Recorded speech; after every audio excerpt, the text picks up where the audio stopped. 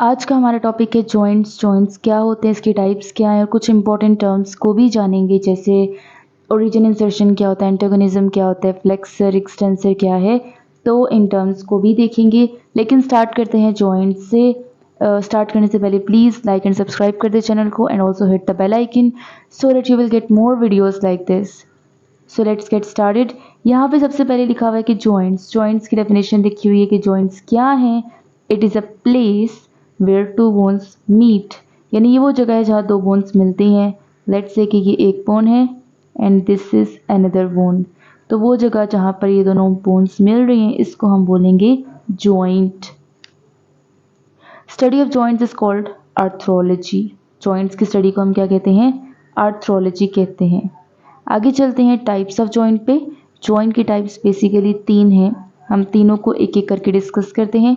सबसे पहले तो वो वाले जॉइंट्स हैं जो बिल्कुल ही मूव नहीं कर सकते, जिसे हम कहते हैं इमूवेबल जॉइंट्स, या फिर यहाँ पर फाइब्रस जॉइंट्स भी कहा जाता है। क्यों? क्योंकि इनमें फाइबर प्रेजेंट होता है, that's why we also call them fibrous joints.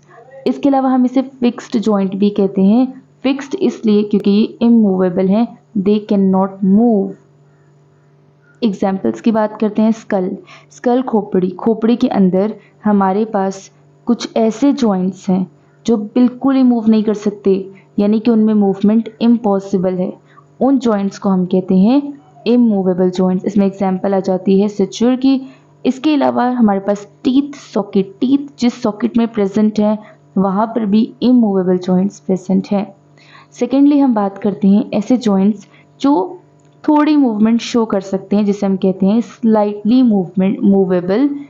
और इसके अलावा इसमें कार्टिलेज प्रेजेंट होता है जो कि इसको स्लाइटली मूवेबल बनाता है, जबकि इमूवेबल को हमने इमूवेबल इसलिए बोला क्योंकि उसमें फाइबर है और वो काफ़ी टफ फाइबर है, डेट्स वाई कि वो मूव ही नहीं कर सकता। लेकिन स्लाइटली वाले में कार्टिलेजिनस यानी कार्टिलेज प्रेजेंट होगा, और ये कार्टिलेज बोन से काफ़ी सॉफ्ट होता है और ये मतलब थोड़ा बहुत मूवमेंट को अलाउ करता है। एग्जाम्पल देखते हैं इंटरवर्टिब्रल डिस्क की। यहाँ पर इंटरवर्टिब्रल की जो बैकबोन है ना, इसके अंदर इंटरवर्टिब्रल डिस्क होती है, इसे हम कहते हैं इसकी जो बोन्स ऐसे कहते हैं वर्टिब्रे।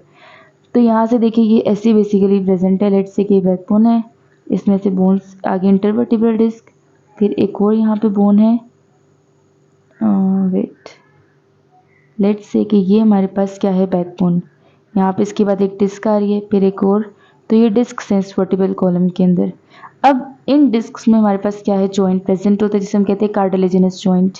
ये हमने कार्टिलेज वाले टॉपिक में देखा था कि कौन सा कार्टिलेज होता है इसके अंदर।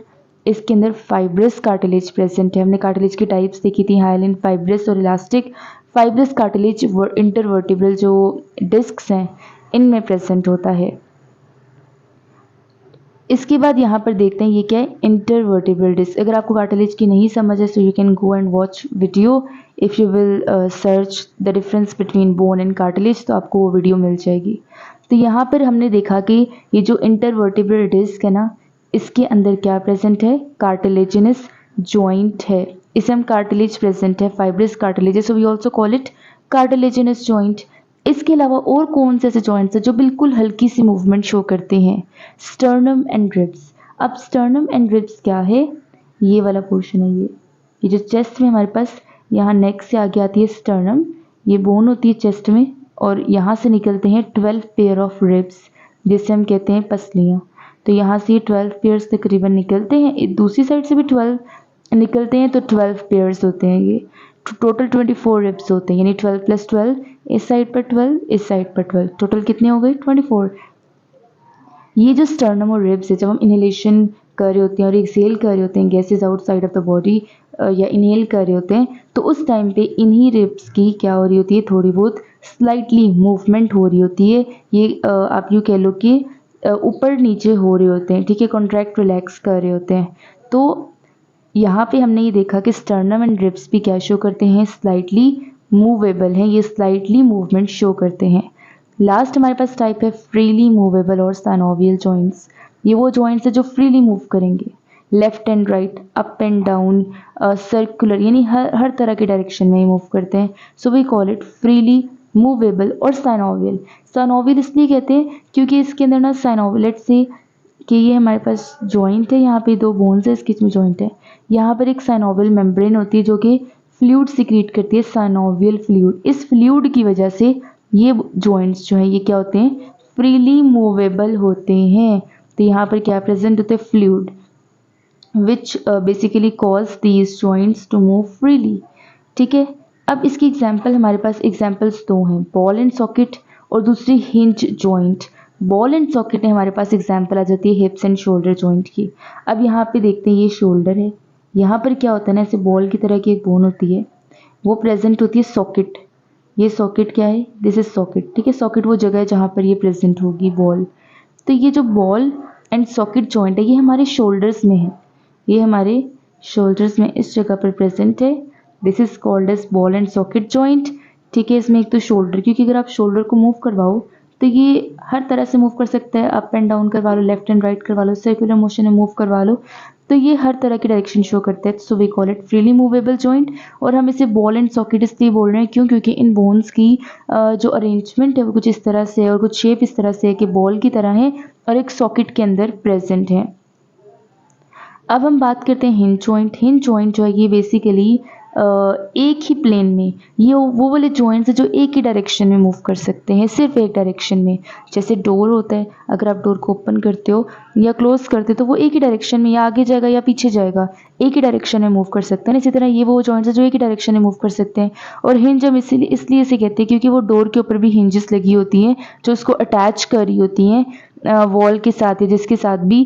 तो बेसिकली वो हिंज जो है वो यही शो करे कि वो हिंज को या आगे मूव करवाता है या पीछे मूव करवाता है। इसी तरह हमारी बॉडी के अंदर भी हिंज जॉइंट्स हैं जो एक ही डायरेक्शन में मूव कर सकते हैं, वो है एल्बो एंड नी जॉइंट्स। आप एल्बो को मूव करवा के देख लो कि ये मतलब एक ही डायरेक्शन में, एक ही प्लेन में मूव करेगी, एक प्लेन से ज़्यादा इसका प्लेन नहीं होगा।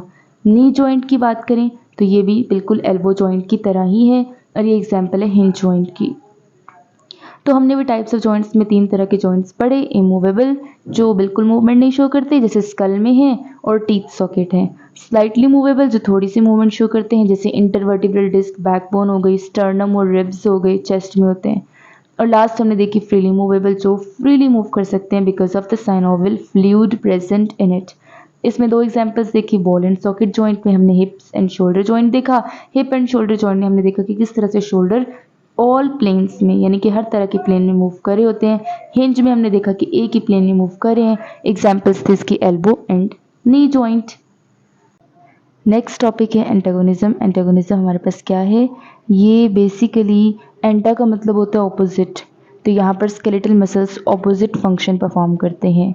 जैसे यहाँ पर ये देखें लिखा हुआ skeletal muscles are always present in the form of pair, यानी कि पेयर की फॉर्म में हमेशा स्केलेटल मसल्स प्रेजेंट होते हैं। जैसे यहाँ पर देखें एक ऊपर है, यहाँ पर क्या है, एक ऊपर है, ये वाला, ये जो ऊपर है इसे हम कहते हैं बाइसेप, और जो नीचे वाला मसल है रेड कलर में इसे हम कहते हैं ट्राइसेप।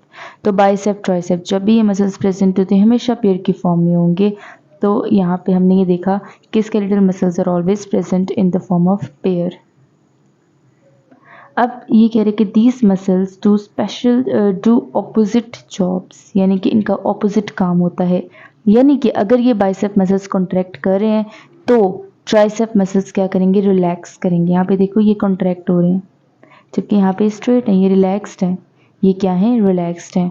यहाँ पर भी आप देख सकते हो कि जब बिल्कुल आर्म को स्ट्रेट कर लिया है, यहाँ पर तो आर्म को बेंड किया था ना, जब बेंड किया था तो ऊपर वाले मसल्स बाइसेप्स जो थे वो कॉन्ट्रैक्ट किए थे। जब हमने आर्म को स्ट्रेट किया तो यहाँ पर ये देखो कि जो नीचे वाले मसल्स हैं जो ट्राइसेप्स हैं ये हमारे पास क्या करें, कॉन्ट्रैक्ट करें, और बाइसेप्स बिल्कुल सीधे हो गए, रिलैक्स हो गए। ठीक है, तो यहाँ पर हमने ये देखा कि मसल्स एक तो पेयर की फॉर्म में प्रेजेंट है, दूसरा ऑपोजिट फंक्शन परफॉर्म करते हैं। इसे हम क्या कहते हैं, एंटागोनिज्म। ये ऐसे मसल्स को हम कहते हैं एंटागोनिस्टिक मसल्स। उसके बाद नेक्स्ट हमारे पास है ओरिजिन एंड इंसर्शन। ओरिजिन क्या है, it is one end of the skeleton muscle is attached with some immovable bone. अगर एक एंड स्केलेटल मसल का एक इमूवेबल बोन के साथ अटैच है तो उस पॉइंट को हम बोलेंगे ओरिजिन। जैसे यहाँ पे देख सकते हैं बोन, यहाँ पर एक यहाँ पे जो मसल है ना एक बोन के साथ अटैच्ड है, और ये जो बोन है ये बिल्कुल इमूवेबल है, फिक्स्ड बोन है। यहाँ पर इसे हम इस पॉइंट को बोलेंगे ओरिजिन, इस पॉइंट को हम क्या बोलेंगे, इस पॉइंट को हम बोलेंगे ओरिजिन, क्योंकि ये फिक्स्ड है, यहाँ पर इसके साथ मसल अटैच है।